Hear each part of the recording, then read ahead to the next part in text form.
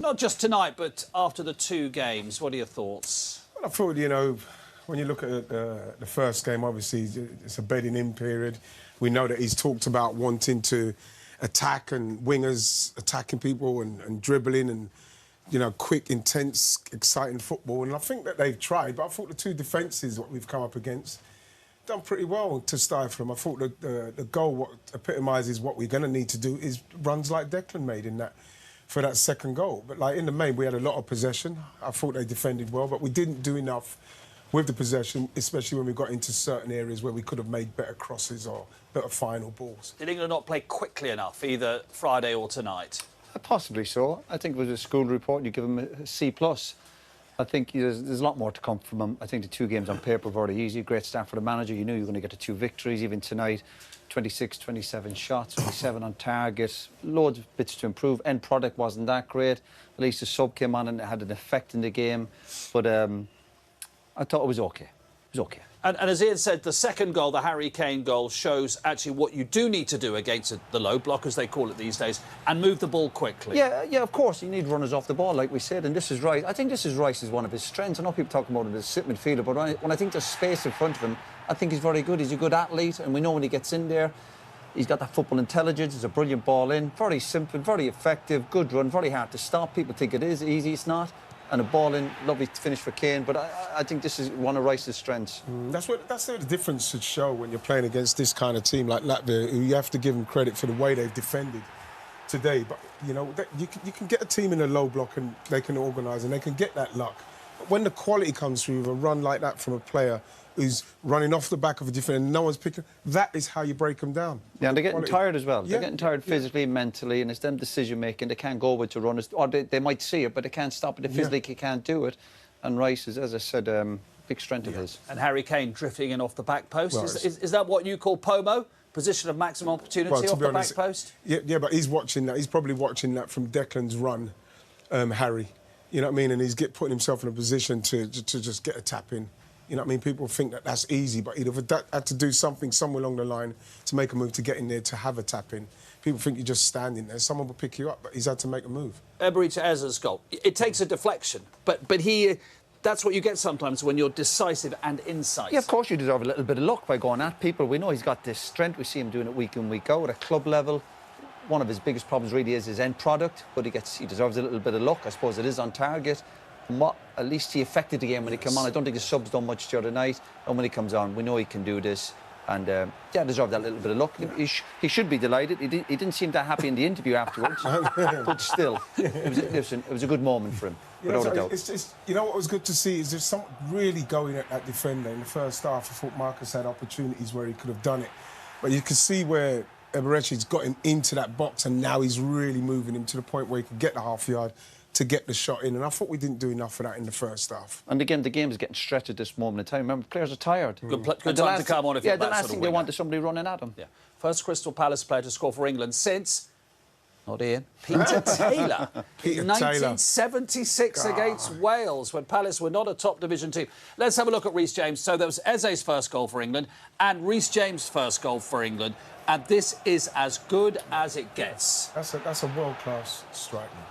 You know what I mean? I'm not sure what goalkeeper gets that. When you look from that angle out where that starts from, it starts, like I say, nearly 2 yards outside that post and whips in. The goalkeeper would have to be probably standing halfway in that side of the goal to save that. That's a fantastic finish. Brilliant technique. I mean, you two played with Peter Schmeichel and David Seaman. I doubt either those two could have saved that. You could watch that all night. Brilliant. Thomas Tuchel's had a crash course in being the England manager. What I mean by that is, if that had been a Gareth Southgate team or Roy Hodgson, I think the public would have gone, yeah, it was good, but there's a bit more but. You know what I mean? Yeah, but you'd have thought that at the start of any of those managers' tenure, that the two first games, whatever happens, you'd say, yeah, but I think that he's got a plan of how he wants to play in the future. He wants to play, like I say, with the dribbling, passing forward, getting at teams and winning the ball back quickly. And, yeah, you could see a little bit of it today, but, like, the final ball I thought was poor. And I'm sure that we'll play against a lot more teams with this low block, so it's going to be interesting to see how we undo it. Yeah, and there's always question marks after England performances or results. We always analyse it and we go through it, but I still think they'll want to do better. But again, it was a goal. First goal was a set piece, brilliant to get them in the lead. And then, again, to go back to whoever's manager of England, they rely a lot on Harry Kane. Yeah. That doesn't change. I think if there's one takeaway from that interview and everything we've heard from Thomas Tuchel, it's about pace, isn't it? He said the word acceleration at least twice. Talked about pace. England started too slowly. He wants his team to play on the front foot with some speed. Yeah, fine, yeah, which is something I'm sure that we will be able to do. But then it's going to be very difficult when you've got teams that are going to play that deep. You could pass as quickly as you want in front of them, going in that semicircle. If you can try and pass it through the lines quickly, 1-2s, you might be able to break them down. But we saw Latvia, what are they, 100 and what? 140. 140, and look how hard it was to break them down. It's not easy.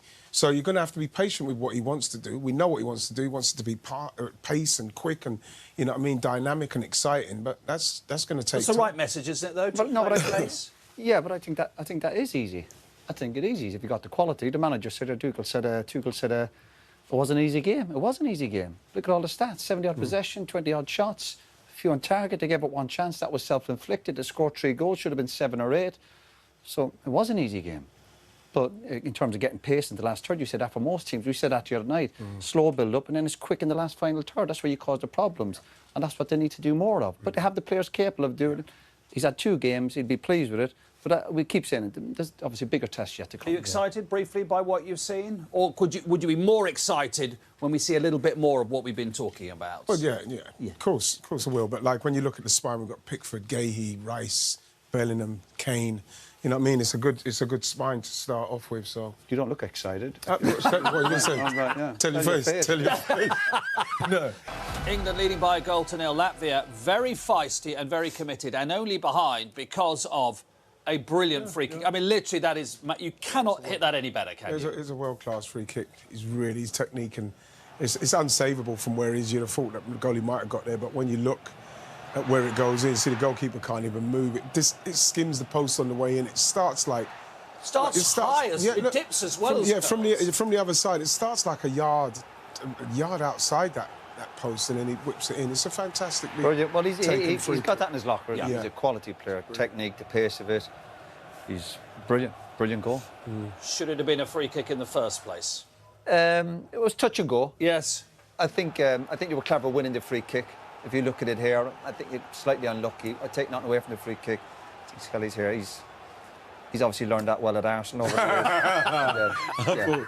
You can see what he's trying to do. He's trying to get a touch to go in front of him. It went but he was behind. smart with it, wasn't he? Yeah, he was smart. Yeah. He's clever. You get free kicks for those nowadays. So. OK, talk us through the great Latvian chance and striker on Gutkovskis, what he could have done better. This is at 0-0. Well, to be honest, this is really good from them direct. I think Mark Gahey hasn't got a clue Jordan Pickford's there, and I just think he's run out of time and space to try and get his foot to get round it, to just place it in.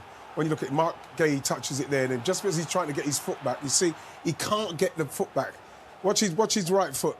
Watch his right foot. He can't get it back in time to get the direction. He couldn't get it back. Is there anything else he could have done? You were saying maybe he could have taken a touch. You know what and I'm thinking? Could he have gone across Gahey, so then Gahey trying to get back would maybe impede him, and then he might go down. Yeah. But he looked like he rushed it. Yeah, he rushed it, but poor from England. Obviously, it was a fright that Pickford. Do you know, sometimes you say to players, goalkeepers get bored sometimes, but Pickford comes out, you feel like saying to Pickford, mind your own business, let the defender deal with it. So I'd be looking at Pickford. I don't think there was any communication from Pickford. What do goalkeepers say? Either my ball or away, don't they? Something like that. Yeah, but I don't think he said anything, did he? No, it doesn't look like it. He's obviously held his hand up a little bit there at the end, saying it was my fault, but he doesn't have to come out that far. Gahey was surprised to see him there. Yeah. You can see that. A couple of other chances for England, including we've seen one of the best free kicks you'll see. I would suggest from an overseas goalkeeper, this is as good a save as you'll see. Amazing, very obviously instinctive. England have had 1 or 2 half chances from set pieces. Obviously, they're big and strong, but this is just instinct. Wow. Konza's probably thinking this is going to hit the back of the net, but absolutely brilliant. Brilliant reaction. I know people say, well, it was straight at him, but he was strong enough to get it up and over the bar. I think Jude would be unhappy with his technique with the header, but it was a great save. Technique from Harry Kane here? Well, I think, like Roy was saying, he's come over 2 men, so he's come to him and he's tried to maybe direct it on there. But again, you're thinking, Harry, I don't want to tell Harry what to do, but let's go straight back over to where it's come from, towards that post, bam. That's all he needs to do with that one. Yeah, but we have to give credit to Latvia. Yeah. I think they've really surprised me. They've been tenacious. They've tried to play at the right time. They've had runners. They've been aggressive. Yeah. England have obviously got into a lot of good positions. Sometimes there's that real lack of quality, and it's needed a special goal to be leading. So this is maybe a tough second half coming up. I think they've defended very well, but I think some of our final balls have been really poor into the box. I think some of it's... I think Thomas Tuchel will be a bit frustrated, won't he, with what he's seen. Everything we were saying beforehand about energy and directness hasn't quite happened. Yeah, they're trying to do the right thing, but I agree with you. I think sometimes the last bit we see Marcus getting to good positions, but that lack of quality with the final pass, and that's the key to win the big games. Arsenal youngster Myles Lewis-Skelly made his second England appearance in the Three Lions win over Latvia on Monday night. Having scored on his debut against Albania, Roy Keane praised Myles Lewis-Skelly for his cunning as he won the free kick from which Reece James opened the scoring for England on Monday night. But he couldn't resist taking a pop at Arsenal as he did so.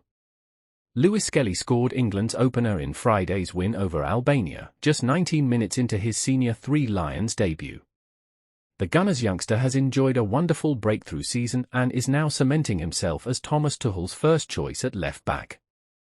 He couldn't find another goal against Latvia but played his part in James' opener, a quite stunning effort from the Chelsea man on his first start for his country in over 2 years. Lewis-Skelly went down after a challenge from Vladislav Skotkovskis, feeling the contact and hitting the deck. Analysing the moment at half-time on ITV, Keane ultimately decided that it was a clever piece of play from Lewis-Skelly, while suggesting it was a dark art that he'd have learned in North London. It was touch and go, Keane told ITV when asked whether it should have been a free kick.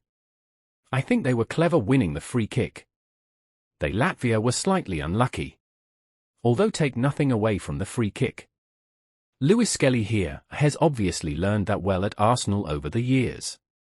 It's 50-50. Keane responded it was smart, it was clever. Speaking post-game, goalscorer James said about his return and goal, "I've had a frustrating 2.5 years. I'm so happy to get called up again and play. I saw the wall, thought I could bend it around, and thankfully it hit the back of the net." On his celebration, James added, "I was a bit surprised it actually hit the net.